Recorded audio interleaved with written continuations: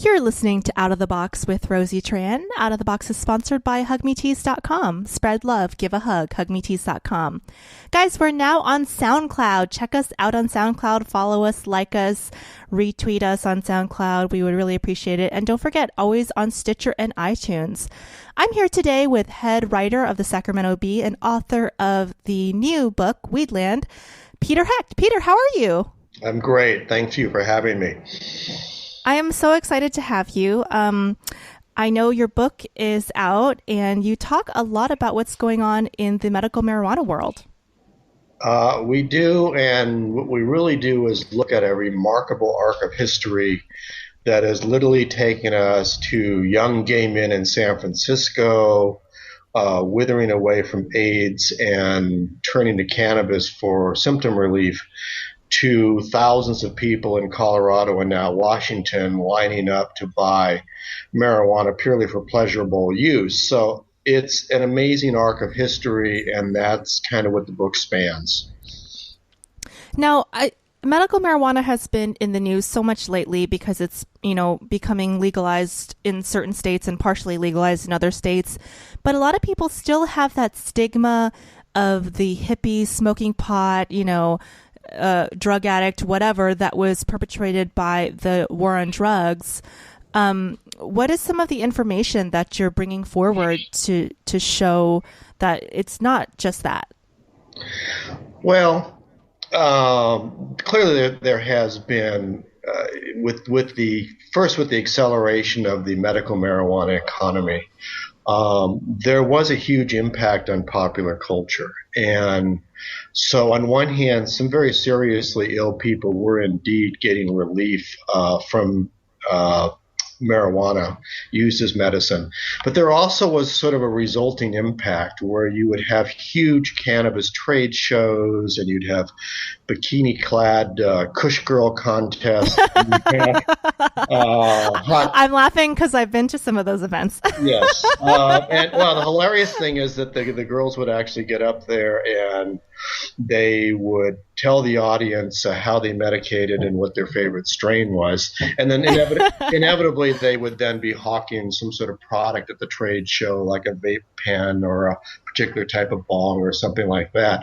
So there were two threads, and yes, indeed, despite what the opponents of marijuana liberalization would contend, is there were definitely significant numbers of people benefiting medically from marijuana.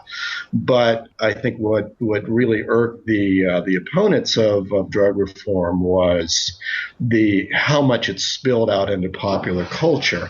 At the same time, this might have also emboldened some of the legalization movements, because it created an obvious argument. Let's go ahead and separate medical use from recreational use, and sanction them, and sanction recreational use and regulate it.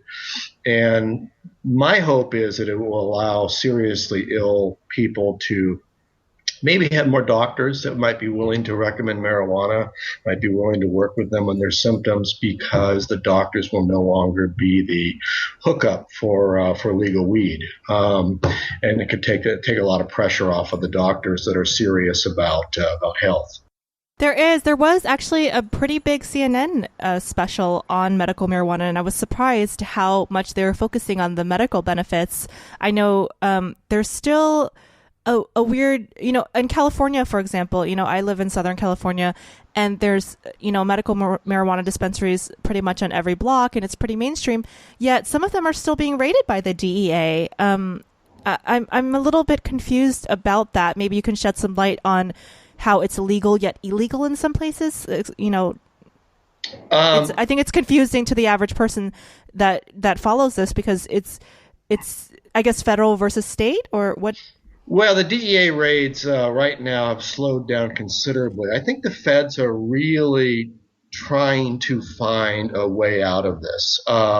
Unfortunately, in California, they've been greeted with the utter failure of the state to step in and regulate basically what's America's largest marijuana economy. And in nowhere but Los Angeles do you see its reach, if not its complete excess. And when you have a product that you're going from illegal to legal, you have to set a lot of rules and oversight, as with alcohol. And California really was not prepared for the huge growth of its marijuana economy, and the lawmakers basically then ran away from it. And law enforcement did not want any regulations because they saw that as legitimizing the industry. And what the feds saw was this unregulated mess. And on one hand, we did have some compassionate people going into the business, some motivated by helping sick people. On the other hand, you had everything from what I call the Wall Streeters who kind of came in and assumed it was all legal and proper and built these very corporate style grow rooms and acquired multiple dispensaries. But there really was no state rules permitting them. The only thing that California did was in 2003, they passed Senate Bill 420, given the moniker for pot. And basically it allowed medical marijuana patients to collectively and cooperatively cultivate marijuana for medical purposes. And they were not anticipating, when they wrote this legislation, an explosion of retail style stores. What they were anticipating was, or what they were responding to, was a small colony in Santa Cruz, California, where you had serious and terminally ill patients raising their own plants. And in a disastrous public relations-wise incident for the government, the DEA raided it. Stripped all the plants away, held guns on a polio patient, rousted a woman known as the Mother Teresa of the medical marijuana movement and her husband caregiver. And so it was a PR disaster. And the state legislature stepped in and said, okay, let's protect medical marijuana patients. But they didn't anticipate what was going to happen. And obviously there was resistance from law enforcement.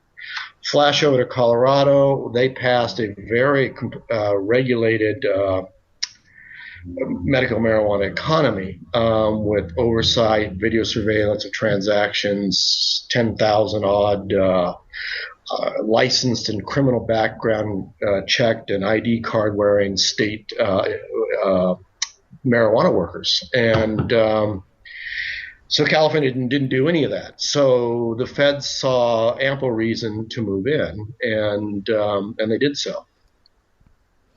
Now, there seems to be still, like, we're kind of in the wild west of medical marijuana, obviously, because I have heard of patients who are in states where it is legal, such as Colorado, to be using medical marijuana for their illnesses and other things. Yet the laws kind of haven't caught up. There was a gentleman that was arrested for driving while intoxicated, but he needed the medication to actually function and drive. So that didn't really make any sense. So it seems like there's still kind of like everything doesn't line up. Does that make sense? Well, I think in some states it is lining up. Colorado has very meticulous regulations. Now, Washington has the nation's first ever law for stone driving, basically, and they have a standard based on nanograms of THC in the bloods. And don't make me explain nanograms. And, but now there's a lot of explain it. No, now I want to know. I didn't get past high school geometry, so and is it like a breathalyzer? Is it a breathalyzer, or is it how do they test for it? It would be a blood test, and basically you would measure legal impairment based on levels of THC in the blood. The problem that the medical marijuana advocates have with this, a lot of them do, is they argue that you could smoke a joint a week ago and not be. It would still be in your system. It's still in your system, and you're not remotely stoned. And the reality is, most states have driving while impaired laws, and it could be marijuana, it could be prescription drugs, it could be kava tea. But there are things that need to be worked out. Obviously, impaired driving is an issue. Marijuana is an intoxicant,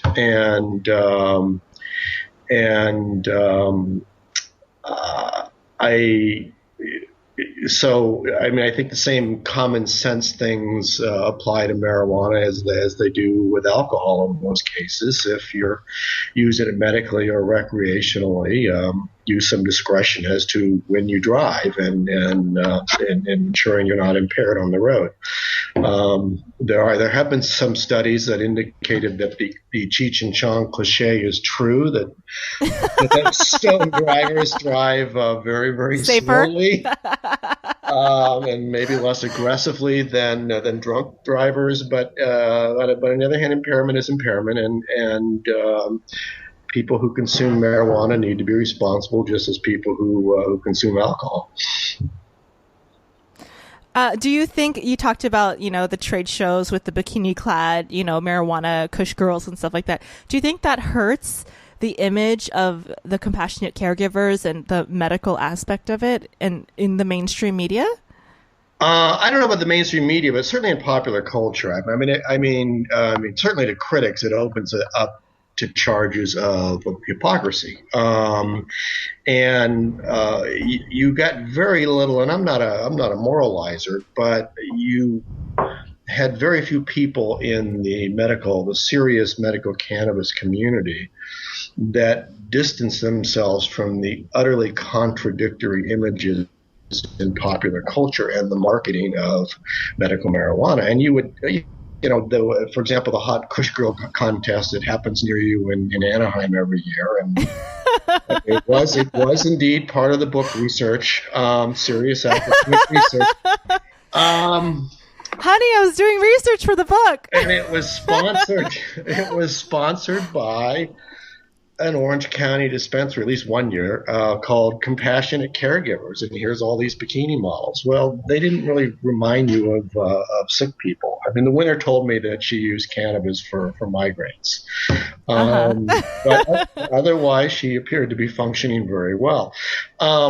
So I think it hurt PR-wise. I think it opened the door for criticism, particularly from police or anti marijuana legalization groups to argue that medical marijuana is sort of a scam perpetrated on society. The reality is it does help a lot of sick people, but there is also significant recreational use, and including from people who have medical recommendations for symptoms that may be more benign than some of the more serious cases. So on the other hand, I think politically it also sort of showed a critical mass that made it more possible to push legalization initiatives in California, which was defeated by a small margin, and then ultimately in Colorado and Washington, where voters said, let's just go ahead and do this. So I think people realize that a lot of people are out there smoking marijuana. They don't see it as more dangerous than alcohol. And times are changing on the issue, but we're still going to have some decades ahead of fighting on this. Well, you mentioned alcohol as a comparison a lot, but I kind of see it more as a prescription drug comparison, because a lot of people use prescription drugs like Xanax and other things for, actual reasons, health concerns that they have. But a lot of people abuse it. And I think prescription drug abuse is actually the number one type of drug abuse in this country. Well, look, we have 16,000 people a year who die of overdoses related to prescription painkillers. And as you know, Oxycontin sort of became a street drug. And as authorities try to rein that in, we had an explosion of heroin abuse. So, those are very, very serious issues. But generally, I don't think society in a broad way has ever really accepted recreational prescription drug use. But I think there is an acceptance of recreational marijuana use. So I think that's where the difference lies. Interesting enough, when you get into the serious medical marijuana community, there is a very, very strong anti-pharmaceutical bent to it. And some of that is driven by some people that have found that maybe they don't need to rely on these real heady and often highly addictive painkillers, or they can take less of such drugs if they use medical marijuana. Also, there are a lot of conspiracy theories that float out that there are a lot of people in the movement that are convinced that the pharmaceutical industry is out to kill anything that legitimizes medical marijuana because they see it as a threat to their dominion. I don't entirely buy into that. Generally, the researchers see medical marijuana as a very promising treatment, but often kind of a supplementary treatment that may be used with more traditional Western medicine and prescription therapies. In some cases, in place of them, when people don't respond to the prescription methods. Do you think so? You talked about conspiracy theories, and I think that's a good point because there are a lot of them with medical marijuana, and I wanted to ask you about the legitimacy of some of them. So I have heard a couple, and maybe, doing your research in the book, you can answer some of these. I've heard the one you mentioned about the pharmaceutical industry out to crush the medical marijuana industry, and also replicate it in certain synthetic drugs. But I've also heard of the conspiracy theory of the DEA actually burning, product or confiscating product and then reselling it within the illegal trade. Do you know anything about this? Or no, I would strongly doubt the DEA thing. I think if that's true, then there are some people that would probably need to go to prison.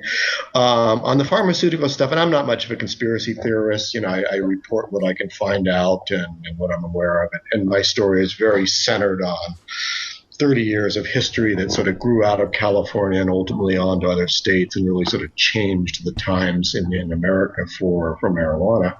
And I'm not an advocate for marijuana. I'm not an advocate for drug prohibition policies, but a journalist who just sort of was covering this wild phenomenon of a story and listened to the rhetoric on the various sides of the debate and saw how much that conflicted or wasn't entirely the story and sort of wanted to slide through it. Now, on the pharmaceutical thing, so I have not investigated the pharmaceutical companies and so forth. I don't really subscribe to the broad conspiracy theory, but on the secondary point you made about getting in on it, that's true. I mean, it started with Marinol, which is basically synthetically produced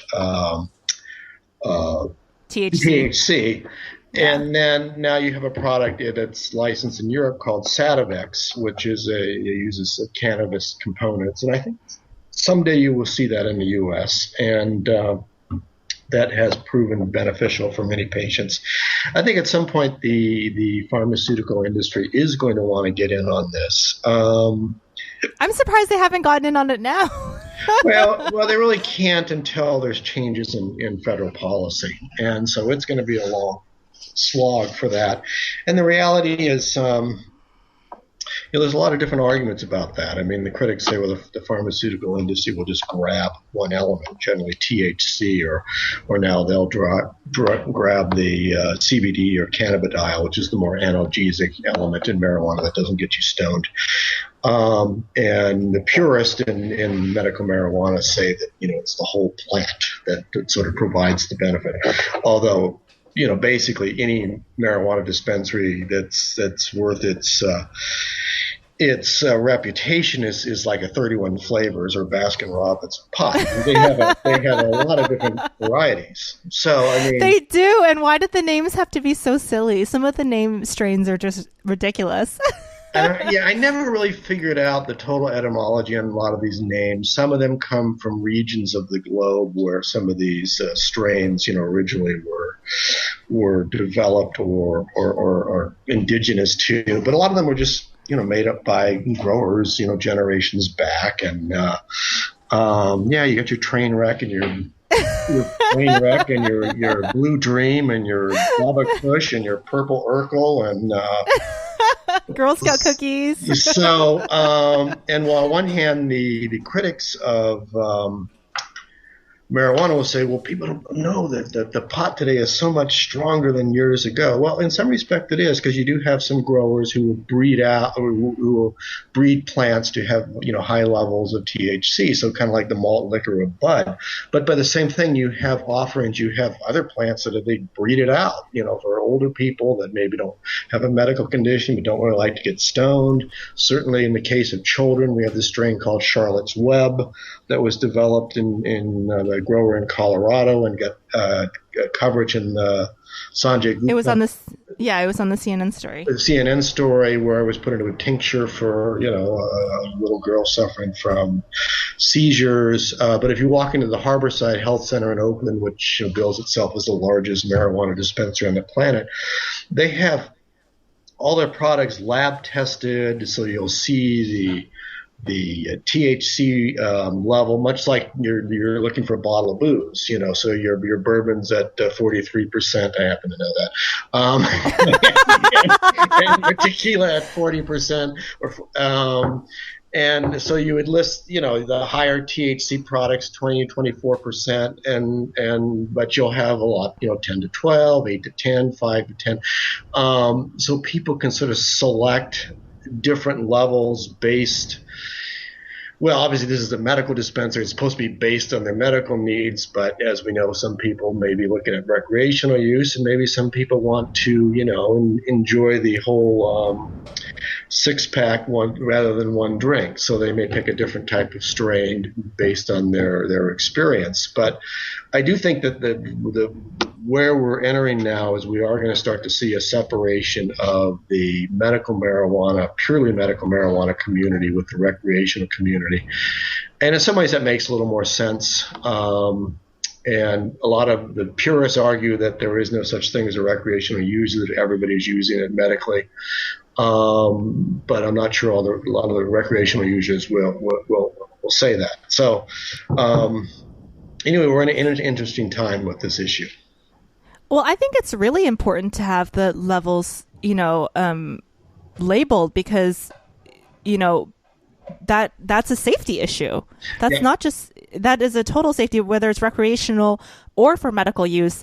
Like you said, with alcohol, what's the bourbon is, what the percentage is in a beer, and that if you drink a beer, it's going to be different than having, a drink with vodka or bourbon or whiskey or something that's stronger. And so having that labeling is just for pure safety reasons. Yeah, I think it should be a requirement everywhere that marijuana is sold. And I don't know how accurate these measurements are. I'm not really in tune with the science. I did once go to a lab in Oakland that was renowned for doing THC and CBD measurings on marijuana content. They had this machine, and I couldn't quite imagine exactly how it worked, and it has too many syllables to pronounce. But anyway, the cool thing was all the guys were wearing these white lab coats and, inspecting, running these little tinctures through and figuring out the content. The other thing that's very important to test for, and any reputable dispensary generally sends out to do, is they send samples out to be tested for pesticides or mold.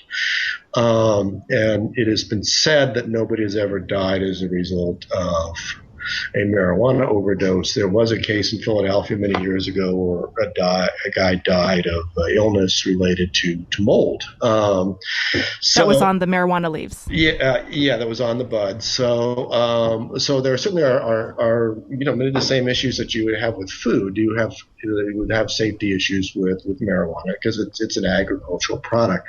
So all those things have to sort of come into this.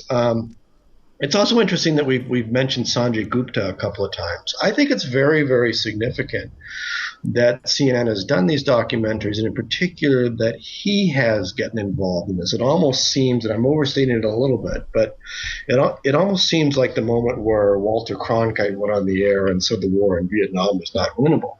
And here you had this very reputable cable news doctor, neurosurgeon, going on and telling this very, very sympathetic story and moving story about this young girl in Colorado where her parents had to move out of New Jersey, and she has these horrific seizures, and you see during the course of this documentary where they pretty much go away as she's using this. And it's a very, very powerful statement, and you have seen, even in some very, very conservative states that will probably never in our lifetime legalize marijuana, that have actually started to take some steps to at least make some of these non-psychoactive strains available under for limited use.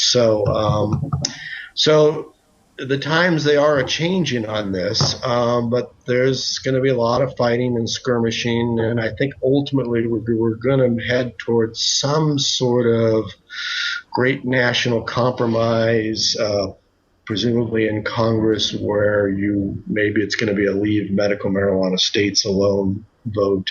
Now, we did see ironically, the House of Representatives pass a bill to basically telling the DEA to get out of states that have legalized marijuana and stop raiding them. That essentially would defund the DEA from raiding state medical marijuana facilities or recreational facilities that were permitted by those states. I don't see that going anywhere and being signed into law by the president, but it's a very powerful political statement. It's a statement that says times are changing. And here you have, socially permissive liberals joining kind of the anti-big government conservatives to say, okay, let's rein this in. And so we'll see how this goes. But it's still going to encounter a lot of resistance as we go forward. Let's talk about you and Weedland. You said that you are not an advocate for or against it.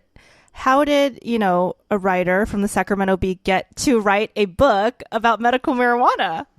Well, it was kind of an odd twist because I didn't have any particular interest in the topic. I was writing politics for the paper, and I went down to Oakland where they had just passed this sort of weird medical marijuana tax, which is the first tax on marijuana sales in the nation. So it was a fun little story. I got to get out of the Capitol for a couple of days. And so I run into this Richard Lee, who's got this whole university of pot, where he essentially is teaching, cultivation and marijuana trades. And he's talking about a legalization initiative, and he's chanting this mantra, essentially saying no taxation without legalization, talking about a broader movement. And I go back to Sacramento and eventually move from the political desk to the state and local desk. And by then, there are dispensaries that are just opening, growing like weeds, to use the bad pun, throughout the cities in California, particularly in Los Angeles, my birth city and your town.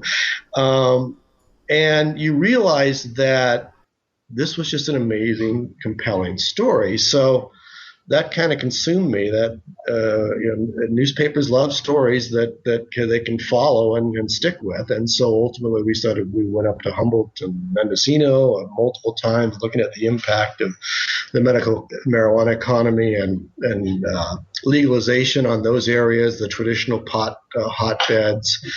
Obviously we looked at the political nerve center of Oakland. And then I began to look at which I still say was fairly landmark medical marijuana research that was undertaken and funded by the state of California as a result of the AIDS crisis, and a very courageous doctor, Dr. Donald Abrams, who is chronicled in the book, who pushed for this research and fought the federal government and ultimately prevailed. And then we had the story of L.A. It's a chapter aptly titled L.A. Excess. I don't think L.A. does anything any other way, where the city was just overrun. And they said, well, more dispensaries than Starbucks. Well, yeah, by about 5 or 6 times. I actually live in North Hollywood, and there's literally a dispensary every block. Well, it's really amazing, and that says that people can still make a lot of money, and or at least they think they can. Interesting, in Colorado, which had a very tightly regulated market, and they required a lot of these places they did require them to grow most of their own marijuana, you had kind of a different result, and a lot of people sort of couldn't keep up with the market pressures and so forth. Los Angeles is kind of a place unto itself. It's amazing to look at Los Angeles and its 800 odd dispensaries and the city's constant efforts to rein it in, and look at Oakland, which has 4. Well, no, actually, I guess they've gone from 4 to, they've approved 4 new licenses. I think there's 6 there now. They could go to a maximum of 8. So, wow, there's only 6. There's only 6 dispensaries in Oakland. I don't know. They've approved 4 additional ones, so I don't know how many have opened as we speak. I'm aware of 6. It could have gone to 8 by now since I began working on the book. Because one of them is like the largest in the world. But it is interesting that the cities that have been able to sort of rein it in, it was both a combination of very aggressive local zoning enforcement, and also, quite frankly, it was the federal raids and in a more sweeping way, these letters that threaten landlords with confiscation of their properties if they didn't cease selling marijuana. So in Sacramento County, for example, which once had like 100 dispensaries, after like 2-3 years of failures by local zoning officers to close them, once the feds jumped in, then they all closed. The city of Sacramento still has a couple dozen dispensaries, but why do you think LA has so many? I mean, 800 to 8 is a big disparity. It's tough to get your arms around it. I think so many of them just open without permission. And LA is such a vast, sprawling place. It's tough to get control on it. I think the city attorney's office, has been fairly aggressive. Now, for a while, you remember when the city was pushing they called it was it a gentle ban or something, where they essentially would have only allowed collectives of like 3 patients or fewer, would have pretty much wiped out all the dispensaries in the city. And this was still when the federal crackdowns were going on, and so we saw a lot of seizure notices going out in Boyle Heights and places like that where residents had been complaining, and a number of them did close. And I just think the sense I get is that between the city attorney's office and the zoning officials, they've just been kind of overwhelmed, and the voters did pass this ordinance that would have allowed many of the original dispensaries to stay, but basically forced about 3/4 of them to close, and it just takes a tremendous will to do that. A lot of litigation, a lot of following up, and it's kind of like sticking your finger in a leaking dam and hoping it doesn't burst. And in LA, it just keeps bursting and bursting all over the place. I think if there is a broader civic will, I think LA can eventually get it down to a reasonable number, a couple hundred or so. I don't think the city needs 800 dispensaries. Now there's some very well-run professional places, but anytime you have that many places, some of them can get a little bit seedy. And the former city attorney made a big deal out of a place called, I think it was Hemp Factory 4, where they made a huge case that the marijuana was tainted with pesticides that were not legal in the United States. So they were kind of suggesting that it may have been grown illicitly someplace or smuggled in from Mexico. That was never proven. But it did raise some issues as to the quality. And so, I mean, it's tricky. I mean, you literally almost need, a city compliance officer inspecting all these places, and maybe a public health officer, and check the lighting, check to see if they have a lab testing protocol, check the security, all these sort of things. So it's a whole new level of oversight. And, it's been a while since I've been deep into the LA cannabis community, but I think the city is just overwhelmed. Yeah, there are a lot of dispensaries. You talked about, compassionate caregivers and compassionate marijuana dispensaries, and then kind of the Wall Street dispensaries, people coming in just to make a buck. What about the argument that this is just legalized drug dealing? How much money are some of these dispensaries really reaping in that maybe don't care about the patients? Is it in the hundreds of thousands? Is it millions of dollars? I mean, obviously, a lot of these places handle millions of dollars in cash and thousands of pounds of marijuana. Now, the very tricky thing in California, and one of the things that also made the federal raid so possible, was California has this sort of mythology, and it's basically Senate Bill 420 says nothing in this act shall permit making a profit from marijuana.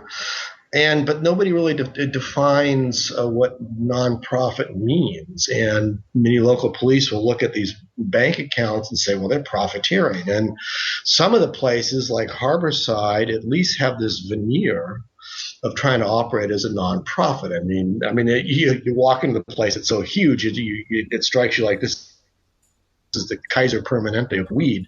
But they pay, as far as I know, fixed salaries to their executives. I think they're paid well, but nonetheless fixed salaries. And then they shave off would-be profits by offering this whole range of services. They have a chiropractor, acupuncturist, a naturopathic physician. They have a variety of health and wellness counseling sessions. They even have drug, sessions to wean you off of drug dependency, and including marijuana dependency. So a lot of these places would set themselves up at these sort of service centers, or in some cases also they would donate to local programs and so forth to try to, if not, outright operate as a nonprofit, at least sort of project that veneer. But others, maybe even with far fewer revenues, would just skim millions of dollars off the top. Now, there was a case of an operator in San Clemente who owned, and technically you're not supposed to own dispensaries. They're supposed to be collectives of patient sharing. Well, this guy owned about 9 dispensaries in Orange County and Los Angeles, and he admitted to the feds of making $25 million. And oh my gosh, that's a lot. He's now got over 20 years in federal prison. And you had a place called NoHo Caregivers in North Hollywood that sprung up overnight, and within 5 or 6 months had cleared over $11 million. And they were blazingly drug trafficking, at least according to the federal criminal complaint, and they were shipping to, I believe it was New York and Massachusetts, and just using the dispensary as a front for cross-country drug trafficking. So that was sort of the most egregious cases. And there was also cases in the Central Valley where you had large agricultural growers and even plots staked with doctors' recommendations that were just shipping the stuff to the East Coast where they can make a lot more money. So that's drug trafficking. Then you had more reputable operators who seemingly were trying to comply with state laws, as nebulous as they are, that get snared in this and closed down or raided. And so it was a very conflicting sort of crackdown, where some of the people, I think you arguably sort of deserve to get it, and others not so much. Again, that's seeing things like that drew me in and kept me into the story, because it's just so full of contradictions, and journalists love contradictions. So you're doing the research, for the Bee. You're getting information. When did you decide, hey, I have enough for a really interesting book here? Well, were you knee deep in the marijuana trade, or did you know from the beginning, hey, I'm going to write a book about this? No, this is interesting. I knew by probably a couple months before Proposition 19 went to the voters in November of 2010 that I was going to do a book. And then it took – these things are not easy, as you can imagine. So it took several months after that of just writing the proposal. And And then you can't just take, no matter how many zillion newspaper stories you do, you can't just roll those into a book. It just doesn't work. And you have to. So there was an awful lot of work going and reading every significant California marijuana case, reading all the pertinent medical marijuana research that came out of California, interviewing the researchers, and I'd have to tape the interviews and transcribe them with a medical dictionary with me, and really figure out a way to, because these studies were very, very compelling, but they were not written for lay audiences, and so having to be able to translate those without dumbing them down was a real challenge. So it was a lot of work. I wouldn't recommend doing it while you're working full time for a newspaper. I could even on weekends and vacation time and all that. So yeah, I did try to define this arc in history, and also because my feeling was that the books that were out there were either sort of advocate tomes, some were sort of advocacy journalism that would take sort of a story and use it as an argument for rolling back the drug war, or there were academic works that were kind of hard to wade through, or there were some very entertaining books, I call them stoner adventure stories, where the scribes, the writers just run around and smoke pot with all their sources and tell adventure stories. So that was kind of what was on the shelf. Now, since I've written this book, there have been other books that have come out by journalists, and it's interesting. I think this topic has moved from.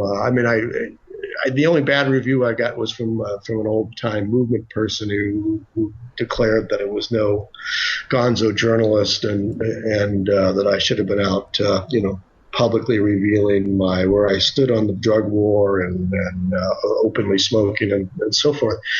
And my view was that had been done.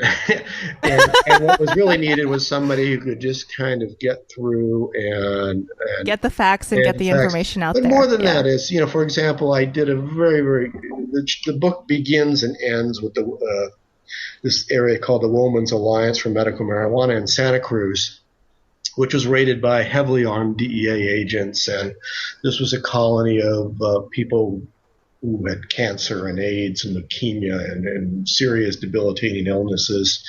They had wheelchair ramps built between their plants. They shared the medicine and so forth. And so they were kind of the contrast to the rest of the story. But not only did I interview the people of the colony, I interviewed the DEA agent who led the raid on them. I also interviewed Ben Wagner, the Sacramento United States attorney, who was the point person between California's 4 U.S. attorneys and the Justice Department in informing the Justice Department and essentially letting them know about this sort of sweeping crackdown on California cannabis businesses. So to be able to kind of get inside the story and certainly the different factions of the story does require a degree of independence.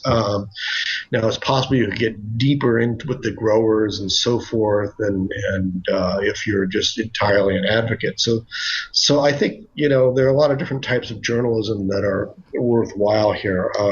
I'm pleased with the sort of independent route that from which I came, but I do respect the work of some others who had different ways of looking at it.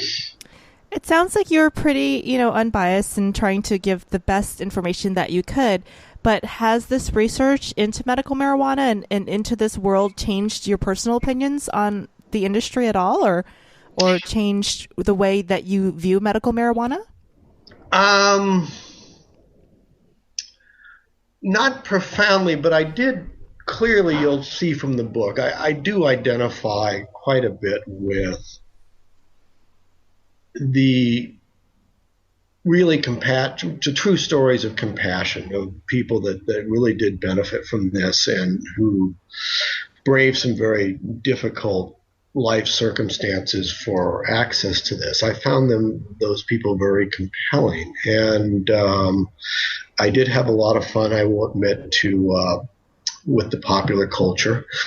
And if I have any political belief at all, it's more of a practical politics, and that is that this is something that does require a lot of regulation. It does require oversight. It does require a certain sanity and awareness of what's out there.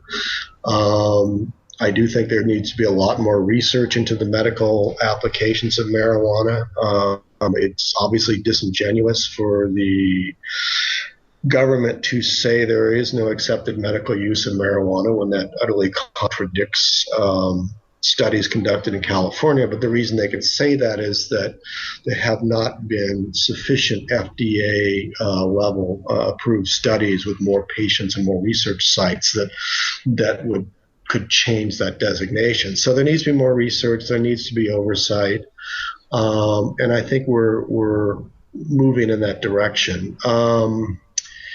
And, marijuana is just going to become what it has become. It's part of our politics now. It's not some sort of strange issue. I remember being a high school student, and I'm dating myself, but, in the 70s when we had another Prop 19, I think it got absolutely routed in the ballot, but the bumper sticker was yes on 19 or bust, and it was a real kind of more counterculture initiative. Well, it's not really counterculture anymore. It's much more mainstream. On the other hand, that doesn't mean that Was that Prop 19 similar to the Prop 19? It was the same. It was a legalization. It was a legalization initiative. I don't recall the specifics of it. Oh, hi, dog. Maybe he was answering our question. We just need to be able to tune in. But I think, I don't think we're going to go out and become a nation of stoners. I think there's always, not everybody drinks bourbon. I mean, I'm not an expert on other countries, but my understanding from places like Portugal or Amsterdam in terms of the local populace, when there was legalization, there was an initial spike in use and then it dropped back to previous levels. My understanding anecdotally from Colorado is that half of the recreational sales, which are bringing a lot of money into the state, are tourist people coming from other states. So you would think as there's liberalization elsewhere, that will fall off. So we're just kind of going through this evolution on this thing, and it's interesting. I still think it's kind of funny that I got drawn into writing about a book about pot. But I'm a journalist, and it was a story that was in front of me, and it was compelling. And the more I thought about reasons not to do it, the more I realized that I was probably the right person to do this type of story. Where do you see the future of medical marijuana in this country? Well, I think you're going to see a continued separation of medical and recreational marijuana, which will bring a little more sense to it. What I would like to see is if there is going to be marijuana legalization, and we should have a measure on the ballot in California in 2016. If so, it will likely pass unless it's a poorly written measure. And I always tell people it's very possible they'll write a bad initiative. But we'll see. Assuming there is one and assuming it passes, what I would like to see is for those who are seriously ill and who do depend on marijuana for medicinal relief, I'd like to see this as liberating to mainstream physicians to be able to discuss this freely with their patients. I mean, right now federal court decisions protect them. They're allowed to discuss and recommend cannabis with their patients, but by and large, there are very few general practitioners or specialists. There are some oncologists. There are a few general practitioners. But by and large, cannabis medicine has been left to these sort of opportunists. Some of them are good, some of them not so good, that hang up the shingle and just sell these cash recommendations. And you've been to Venice Beach. You see the carnival down there and the barkers on the boardwalk, shouting, get your hookup for weed and all this sort of stuff. I don't think really serious patients really need that. They need a doctor, a relationship with their doctor. So maybe the doctor is working with them on traditional therapies, but also can say where does marijuana fit into this equation. And a lot of doctors have run away from marijuana for a variety of reasons, but namely they didn't want to be seen as sort of the gatekeeper to somebody getting legal with pot. So doctors were kind of seen as like the DMV, the Department of Motor Vehicles, where you got your license to smoke weed. Well, a lot of doctors didn't want to be in that position. So if we have legalization, then doctors maybe might feel, freer to just, to talk to their patients about what the benefits might be without having to be their conduit to give them a little card to go to the dispensary to buy it, or plant some plants in their yard. So yeah, I would like to see some liberation for the doctors, and maybe we don't need all the guys in green smocks out on the Venice Beach. It sounds like you're looking for actual help and care for people who really need it, and not the crazy recreational side. That's kind of the crazy recreational side. Look, I do have some fun with that in the book, but I also was very touched by some of the seriously ill people and their stories of the relief that they found, and so I would like to see these universes sort of separate from each other over time, because they are different constituencies and should be served and treated in different ways. And I think ultimately we're kind of headed in that direction. But marijuana is going to continue to be unique in our society because it is a medicine and it's a recreational drug, and that makes for a very unique phenomenon. It does. And unfortunately, we have to wrap up. You've been very delightful. Where can our listeners find your book? Oh, thank you for asking that. Well, to get all the wonderful propaganda and the reviews and other media interviews, please go to it's www.weedlandbook.com. As a practical matter, it is on Amazon, it's on Barnes & Noble, it's on most online sites, e-reader, Kindle, so forth. We did do an event recently in Los Angeles at the Barnes & Noble at the Santa Monica Promenade. I signed a number of books there. I can't tell you if there's some left there. I'm sure there was a huge rush on them. Yes, have people visit the website. They can learn more about the book, and for those who buy it on Amazon, please do review it. Right now, I have 4 reviews, and one's from my sister. So,